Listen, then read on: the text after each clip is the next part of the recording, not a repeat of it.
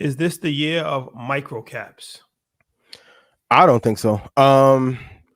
After the S&P 500 has growth, usually the Qs have growth.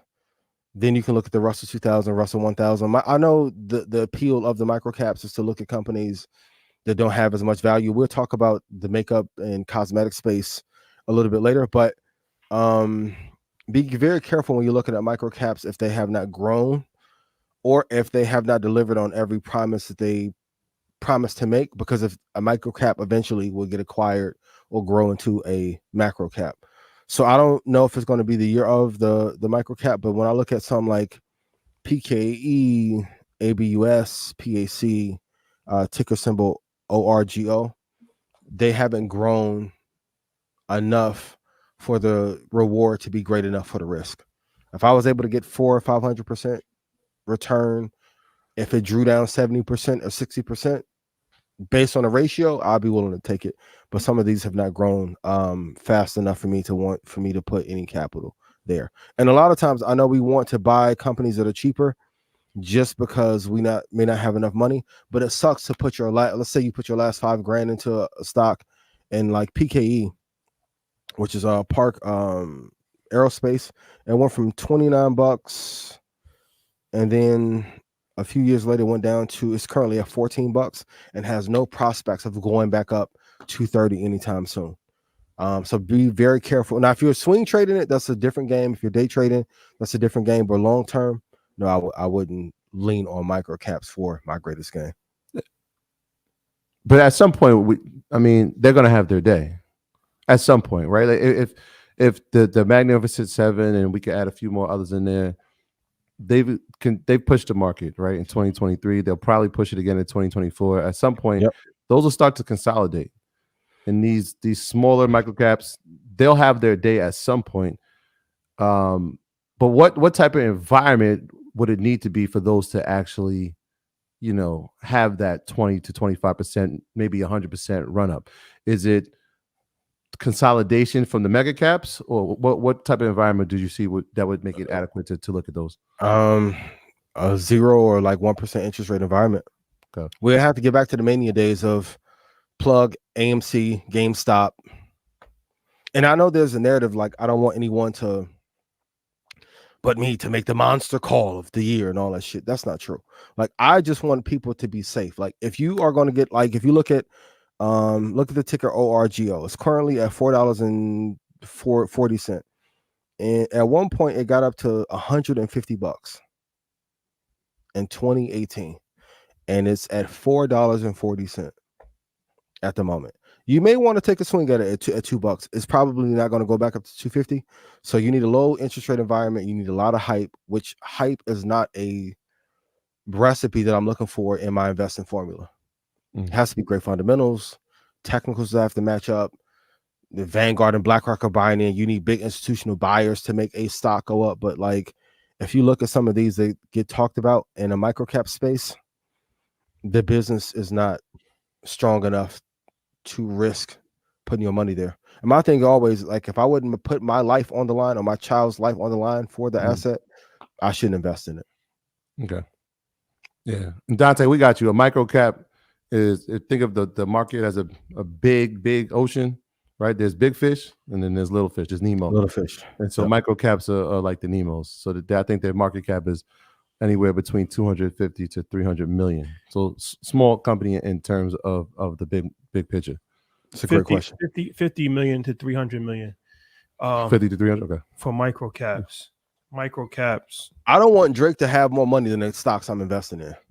Shout out to the boy. Rule of thumb. Like, you can trade it or swing trade it, but like, rappers shouldn't have more money than the stock or company that you're investing in. Yeah. But there's also, the smaller the company, the more potential that it has to go up or go down. It's a lot easier. It's like a speedboat as opposed to a cruise ship. Like, a speedboat can turn directions within a minute. What a cruise ship, it takes all day to make a 360 turn. So a company like Amazon is such a huge company that, good news is not going to quadruple its stock price overnight. But a small company, if they hit a lick, then they can potentially go crazy. So it's a lot more volatile, but it's a lot of upside potential if you get a small company that actually ends up hitting a home run. You have a thing called the eye test. If the average person is looking at a micro cap, just ask 5 or 10 people about it and say, what do you think of the company? And if a person doesn't know what the company is, it's a great chance that you shouldn't be investing in it. Also, Vanguard is a Coast Guard too. Like the other part of investing that we don't talk about enough, and I don't know if we should tonight, going back to that inner circle that Kat was kind of talking about, there's a little cabal in the investing in the stock market world too. That's why I say if it's not on BlackRock or Vanguard's list, at that point you're gambling. There's a reason. There's a reason. You can say, well, that's because you guys sold your soul and all. I hear you, fam. If you want to take your last 9,000 and put it into OTLY with somebody who can't trade for a living, have at it. Yeah, but here's the thing: even traders and investors that don't like each other, there's a consensus on all the bad stocks. Anybody who let's if we can look at OTLY, especially if it's like an OTC over the counter pink sheet stock. At one point in 2021, it was at $24. It's currently at $1.25. There's a reason it's at $1.25. Yeah. So yeah, Vanguard, they're in the business of making money, and so if they see an opportunity to invest in a company that can help them make money, that was one of my favorite quotes. I'm gonna stop. That was one of my favorite quotes, though. They're gonna do their due diligence. What was you that? think I don't like making money? Oh, that Vanguard, BlackRock, State Street, all the big boys. That's the mantra. If they're not investing in certain, there's a reason why. If they're not even consideration for Vanguard to buy them, there's a reason why. And I'm not a shill for Vanguard for all of y'all who say that. But if I can get that meeting, boy, boy, overdue. Yes. So ELF is a beauty company. Yes. And its stock tripled, went from $50 to $150 over the last year. Mm-hmm. You're invested in ELF? Yes, one of my babies. So what made you invest in ELF? Well, two things. There are certain markets that just have like a fanatical buy-in cycle. So the cosmetic space is one of them. Like it's one of the areas I think enough people don't talk about because they don't consider it like a real business for whatever reason. But if you look at Estee Lauder, Ulta, Shiseido, there's a bunch of players in that space that have a big enough market cap to consider. But I think ELF is like an affordable, has an affordable price point for most people. And then also like my favorite thing to do is like when I'm looking at something, I want to go see how it's moving on the shelves. For those of you know, like Ulta, great stock, ELF, great stock. When I would go into Sephora, I ask them a little questions like, hey, what's moving? ELF came up in consideration a lot. So look at the margins got better. Great team. Another thing that we talked about a lot last year, like the management, I don't hear them in any controversy. For the most part, their management just focuses really on the business. There's not a lot of outside conjecture about what they're doing. So it's a great sign of focus. So COTY, I don't like. ELF, I love. Estee Lauder as a stock, I don't love. Revlon died. But Ulta and ELF are the two that I like in the cosmetic space. My strategy always in going into a sector, I'm looking for two to invest in, ideally the top two. But ELF, I think, has a strong enough fan base where the consumer keeps buying over and over again to make it a good investment to be in.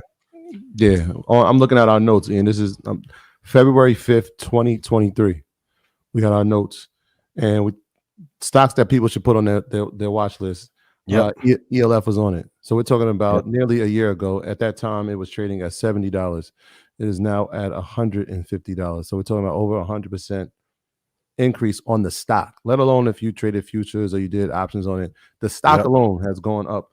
Yeah, the options had to be crazy. Over 100% just by listening to the information on a Monday night.